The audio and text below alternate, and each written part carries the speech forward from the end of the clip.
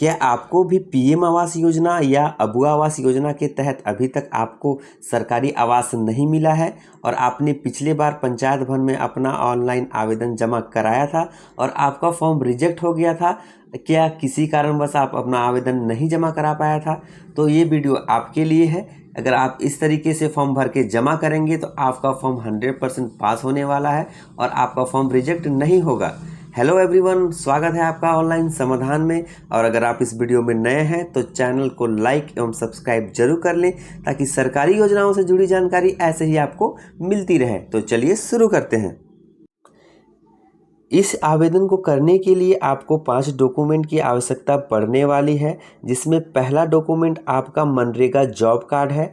उसकी छाया प्रति आपको अपने पास रख लेना है। अगर आपके पास अभी भी मनरेगा जॉब कार्ड नहीं है तो आप इसके लिए अभी तुरंत अप्लाई कर दें, क्योंकि अगर आपका अबुआ आवास योजना पास होता है तो आपको आपके पास मनरेगा जॉब कार्ड होना बहुत ही ज़रूरी है, तभी आप इस योजना का लाभ ले पाएंगे। दूसरा जो डॉक्यूमेंट है वो आपका आधार कार्ड होगा, इसकी भी छाया प्रति आप रख लेंगे। तीसरा जो डॉक्यूमेंट है वो आपका बैंक पासबुक है, उसकी भी छाया प्रति आप अपने पास रख लेंगे। जो चौथा डॉक्यूमेंट है वो आपका पारिवारिक विवरण है, जो आपके राशन कार्ड का जो पारिवारिक विवरण है उसी के तरीके से आपको यहाँ पे पारिवारिक विवरण यहाँ पे अटैच करना है। साथ ही साथ आपको अपना मोबाइल नंबर देना है जो चालू कंडीशन में होगा। तो चलिए अब हम जानते हैं कि ये फॉर्म आपको कहाँ से मिलेगा। तो इसके लिए आपको अपने पंचायत भवन में चले जाना है, वहाँ पे ये फॉर्म आपको बिल्कुल निःशुल्क मिलेगा। और अगर आप अपने पंचायत भवन से इस फॉर्म को नहीं ले पाते हैं तो आप अपने नज़दीकी प्रज्ञा केंद्र से भी इस फॉर्म को ले सकते हैं। तो चलिए देखते हैं कि ये फॉर्म किस तरीके से है। तो जो पहला पेज है वो इस तरीके से आपको देखने को मिलेगा, जिसमें आपको अपनी बेसिक डिटेल्स यहाँ पे डालनी होंगी। साथ ही साथ आप देख पाएंगे कि दूसरा पेज इस प्रकार का होगा, जिसमें यस या नो वाले जो यहाँ पे ऑप्शन दिए गए हैं उस पर आपको टिक करने हैं। तो जो अधिकतर आप में इसमें जो अबुआ आवास योजना का लाभ लेना चाहते हैं तो नो पे ही यहाँ पे अधिकतर पर टिक करना है आपको। साथ ही साथ आप यहाँ पे अपना हस्ताक्षर भी करेंगे। अगर आप हस्ताक्षर नहीं करते हैं तो आप अपना अंगूठा भी यहाँ पे लगाएंगे।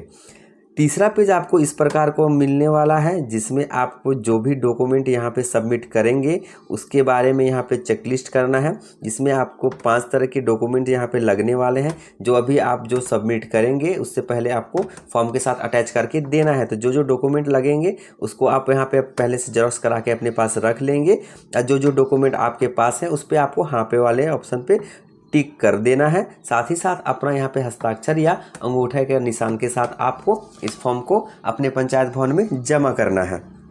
तो चलिए देखते हैं कि स्टेप बाय स्टेप आप अपना फॉर्म खुद से कैसे भर पाएंगे।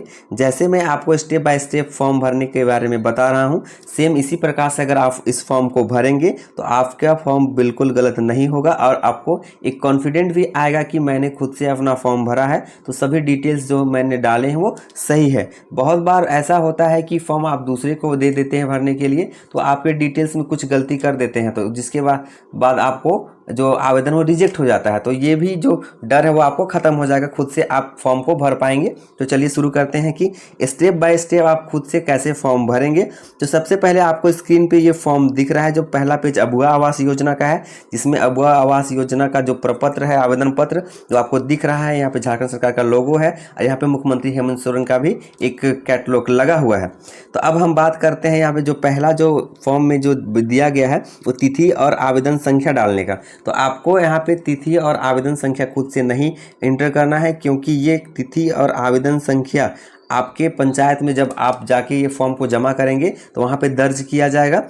तो अब आपको आगे जो फॉर्म है उसको कैसे भरना है उसके बारे में बात करते हैं।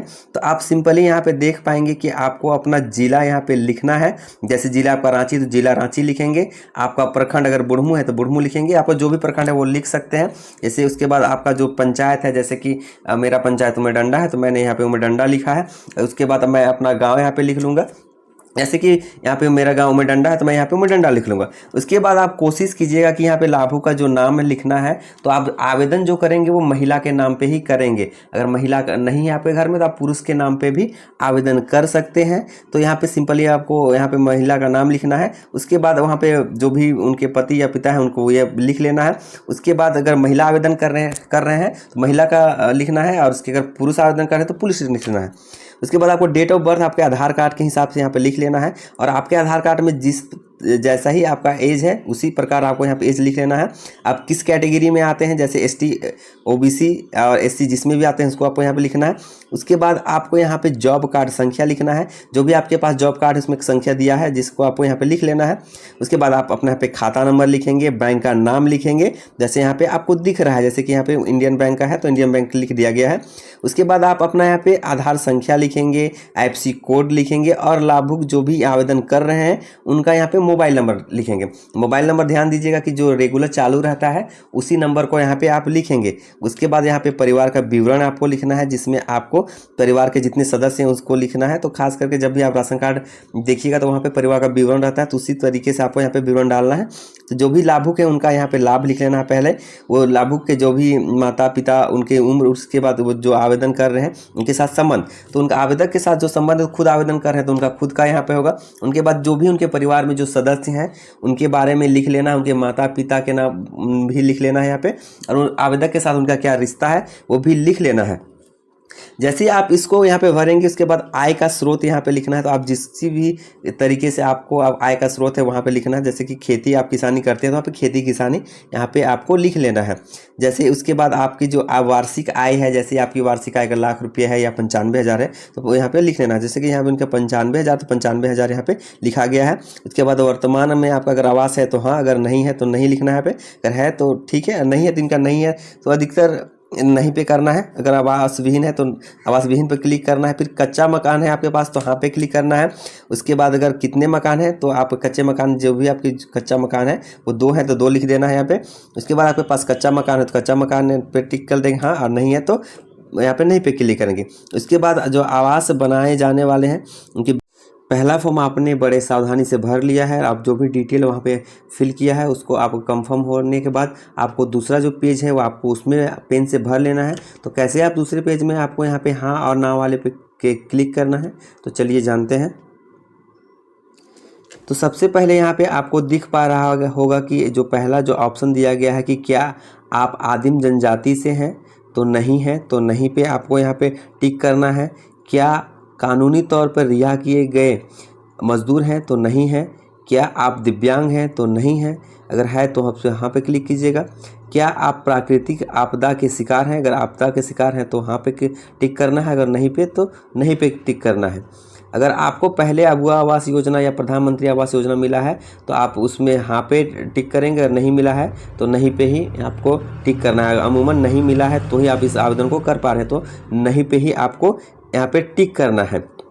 जैसे ही आप यहाँ पे नहीं पे टिक करेंगे उसके बाद क्या परिवार में 4 पहिया आपके वाहन है या मछली पकड़ने वाला जो नाव है वो है, तो नहीं है, तो नहीं पे आपको यहाँ पे टिक करना है।